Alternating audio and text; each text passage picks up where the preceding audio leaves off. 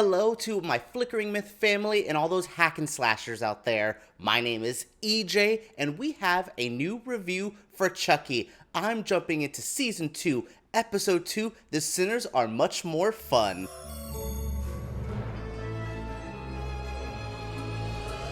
With Season 2 of Chucky, we are definitely in a different vibe from the show compared to the first season. I love the religious aspect of this. We don't really get into it fully in this episode. Yes, we are in the Incarnate Lord and all that, but we're not really getting into what religion's going to do to our three main characters along with Chucky, but we're also having a bit more fun. Did this episode lean into comedy?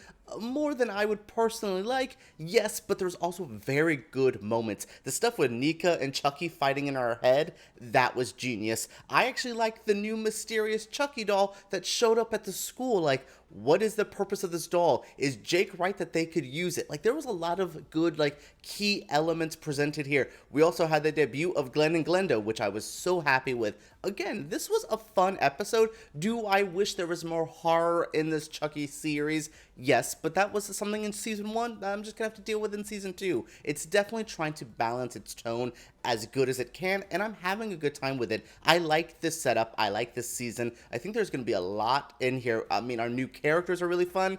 I don't know, Father Devon is not my personal favorite, but it's fine. But then we have Nadine, who's going to be one of the best characters all season. So I like that there's different parts of this that really make it a fulfilling experience. Like I said, if I want more horror, the comedy's there, but then there's a sense of mystery and intrigue. Or that crazy, the nun lady, I think Sister Elizabeth, has a heart attack because of the Chucky doll. So there is those moments of shock and oh my god, still sprinkled in throughout. I mean, dealing with Tiffany and Nika and all that drama, that was enough in this episode to satisfy any insane horror fan. It's deeply chilling. Yes, it's Jennifer Tilly dealing with Fiona Dorff, who is just hilarious, and she's such a good actress. And so their moments are kind of funny, but there's just a dark underbelly to every scene with Nika and Tiffany, especially with the horrible things that Tiffany did to Nika. I really like watching all of that happen, and yeah, I think this episode was a good start. So in these videos, if you don't know, I do usually do my recap section here, or my review section, and next is my recap,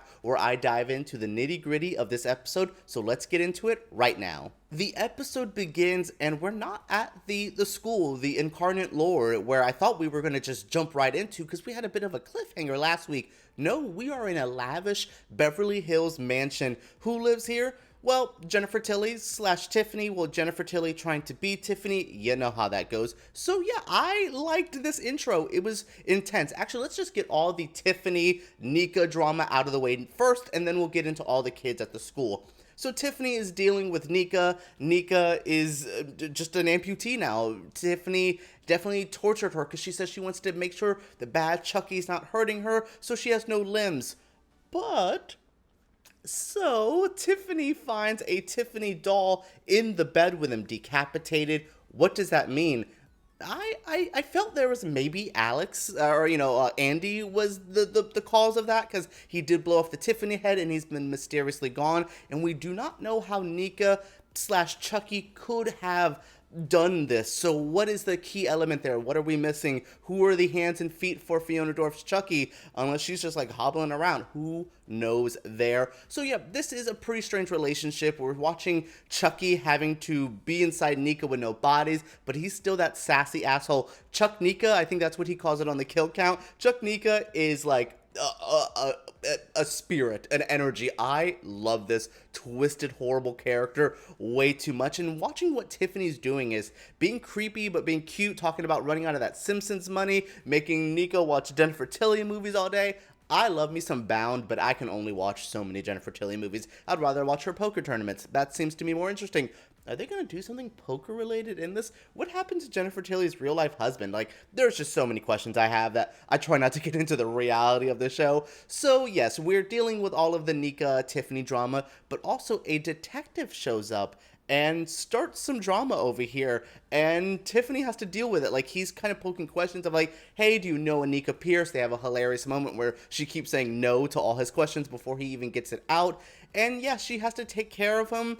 obviously Tiffany, who's such a crazed killer, but gets so frustrated and so flustered, and all of this is happening, and then the kids show up. Glenn and Glenda show up and go, like, basically, Jesus Christ, Mom, what are we doing? Like, every time we have to deal with you, this is happening. All of that's fun. I love the intro of Glenn and Glenda. I need more of them because there's a lot to happen with those two crazy ass kids. One usually is the more killer, one's the nicer one. What's gonna happen there? I'm really intrigued. But the biggest part of this, like I said, is Nika and Chucky fighting in that body. Basically teaming up, though. Like, they were bickering and, you know, working with Chucky. Even if you're Chucky's best friend, obviously, you see with Tiffany, there's going to be bickering there. But they seem to be working together to get rid of Tiffany. What's going to happen? What is the future with these two together? I'm really intrigued. What was your favorite part of the Tiffany side of the episode? Did you like watching Tiffany work with Glenn and Glenda or dealing with the detective? Or did you like the fun Nika and Chucky stuff? Because that was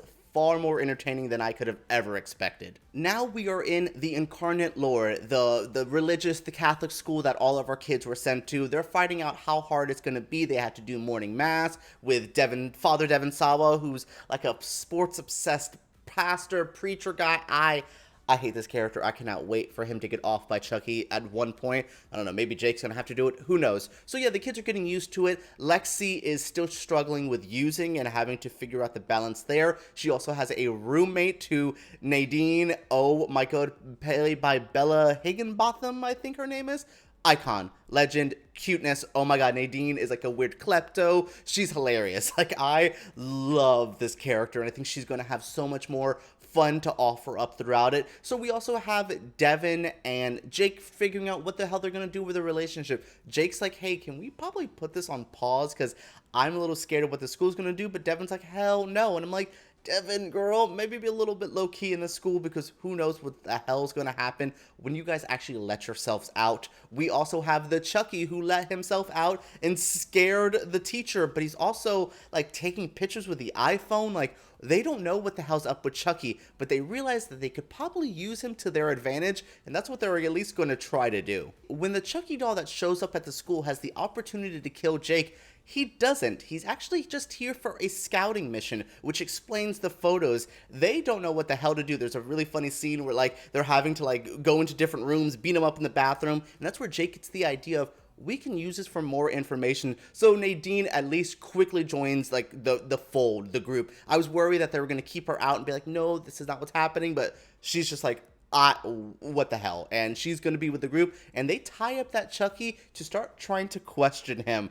I have no idea what the hell's going to happen in the school. We had that one crazy nun who was trying to always impress Father Sawa, and I'm like, oh, what's going to happen there? Like, what is the element? There's a lot of things working here. We have Chucky scouting. Why are they scouting? Are they going to send a lot of Chuckies to the school to attack everyone? Like, I want to know the plan, and this episode did such a good job building all of what season 2 can happen.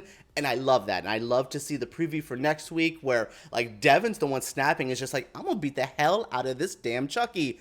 And who knows what's going to happen? Are more Chuckies going to show up? I'm really intrigued on the school side. The Tiffany and Nika drama is going to be very interesting and very, it's going to unfold in front of our eyes in a very fun way. But that's school stuff. There's something dark happening there, and I cannot wait to figure out exactly what's happening. All right, everyone, that is it for my recap and my review for Chucky episode 2 of season 2. What did you think of this episode? What did you think of this review? Share your feelings down in the comments below. Subscribe to Flickering Myth because we make videos like this every single week, and give me a thumbs up if you did enjoy. All right, everyone, let's talk about Chucky down below.